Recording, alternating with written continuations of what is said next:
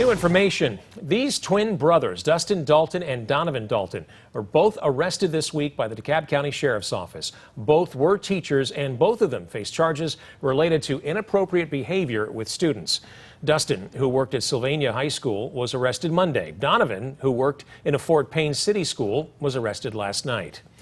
Now the Sheriff's Office is asking any additional victims to come forward. Sheriff Nick Weldon said, quote, "Every child should be able to have an education without these types of predatory monsters seeking to take advantage of them." WAAY 31's Megan Reyna spoke to a survivor of sexual abuse who grew up in DeKalb County about why it's important these two former teachers are held accountable if they are found guilty. I was sexually abused on and off in between the time I was 12 and to the time I was 15. Anthony Kessler never got justice. The now 22-year-old says investigators told him there wasn't enough evidence.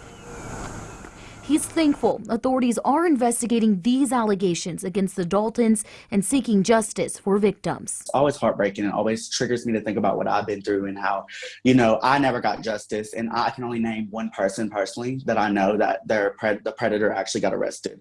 It's very common for them not. So I was glad to at least see that these people were arrested. 28-year-old Donavan Dalton faces a charge of school employee having sexual contact with a student under the age of 19 years of age.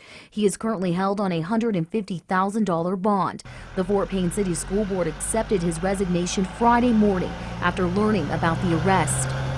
His twin brother, Dustin Dalton, has two charges: enticing a child for immoral purposes and dissemination of obscene material. DeKalb County Schools fired Dustin over the weekend after launching its own investigation ahead of his arrest Monday. He has since bonded out. His bond was set at $100,000. These people are paid to teach and to take care of these students, and then when they're doing the exact opposite, it's a very unnerving feeling. Like, who can we trust with our kids? And at this point, not very many people. Kessler says he worries about the long-term impact these actions may have on any victim. The crime is not the worst part. It's the effects of the crime. It's the mental effects, it puts you into a jail. It puts you into a place where no matter if you're in a crowd full of people, you feel alone, and it's a scary feeling to have.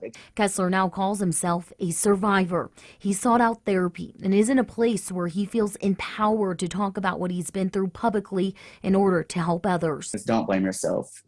It's so common. That's the first feeling. That's probably what you feel now, and it's not a feeling that you should feel because it's not your fault, and there's nothing that you can do. It's these predators' fault. Kessler emphasizes the importance of victims speaking up. The Sheriff's Office says you can contact them. We have that number on our website at WAAYTV.com. Megan Reyna, WAAY 31 News. Thanks, Megan. Both school districts said they are working with the Sheriff's Office on both of those investigations.